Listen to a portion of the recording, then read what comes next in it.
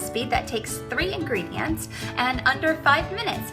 It's an excellent recipe to make for a snack or just to have on hand for a breakfast or on the go. I especially love giving this recipe to new moms because oftentimes they're breastfeeding, and the oats that we'll use in this recipe, oats help with the production of breast milk. I know for me, when I have oats, my breasts are like, whoa. So maybe this will help the new mom in your life to create more milk, or maybe just to bring her more enjoyment. But regardless of whether you're a mom or not, or if you know someone who is or not, it doesn't matter. This recipe is simple and energizing, and you are sure to love it. So come with me, we'll get creative. I'm gonna show you the base with just 3 ingredients, but then you can also spice it up however you like. So over to my stove and I'll show you what we're doing. I lined a parchment pan with parchment paper, so that's going to go into our freezer in just a bit. I have a mixing bowl out, and I've already prepared the 3 ingredients. So we have 1/2 cup of almond butter, which I hope you can see that. And you should be able to see, yes, okay. So 1/2 cup of almond butter is going straight into our bowl. If your almond butter is too thick, you can always warm it up on the stove. And then I'm using about 1/8 of a cup of bee-free honey. And if you're not familiar with bee-free honey, or if you just like to use honey instead of bee-free honey, you could also do that, but you can use any sweetener that you like for this recipe.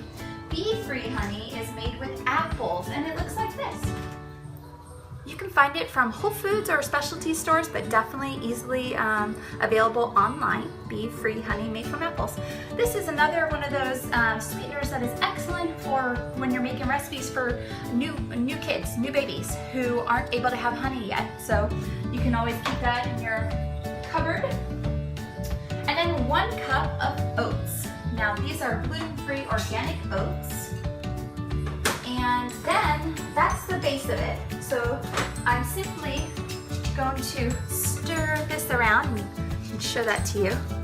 My phone is propped in my pantry right now. I'm gonna work on a better setup.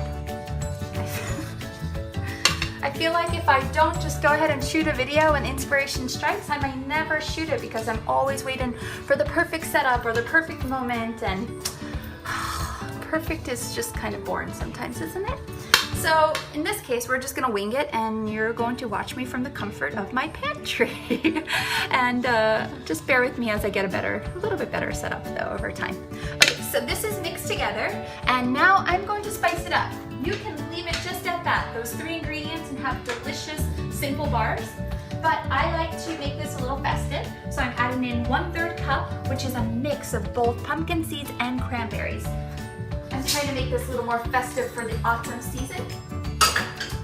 I'm adding in 1/2 teaspoon of cinnamon and 1 tablespoon of hazelnuts. And the hazelnuts are there because I love a good crunch. So if you're looking to add some crunch into the recipe, then why not add a chopped nut? Then of course, if you are making this for the wee little ones, you have to just take into consideration if they're able to chew dried fruit yet, or even nuts, and if not, omit it and just stick with the base of the 3 ingredients. Sometimes I like to flavor this with some vanilla extract. It smells like autumn in my bowl. I'm going to be playing around with the pumpkin version real soon too, so get creative, have fun with this, mix up the sweeteners, mix up the nut butters that you use, play around with different grains, and voila. Okay. So now we're just going to press this into our parchment lined pan.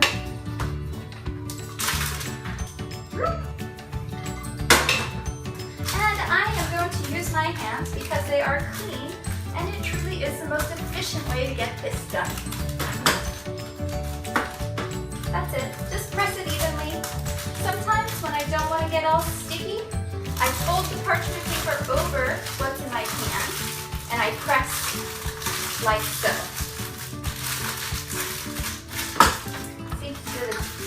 That simple. To just make a little nugget like that. And that's it. That's it. The bars are done once you've pressed it in. Now you can simply just place it in the freezer to firm up for about 10 to 15 minutes, and then slice it tie a little ribbon around each of them if you'd like. Some baker's twine I usually enjoy doing with a little bit of the parchment paper. And then you have a handy grab and go snack that you can serve any time of day. All right, I hope you enjoyed the recipe. If you plan on making it, please give me a thumbs up in this video and check out www.love-fed.com for more delicious and nutritious recipes. And thank you so much for watching. Have a beautiful day. Mwah! Look at this. They're sticky. All right, bye guys.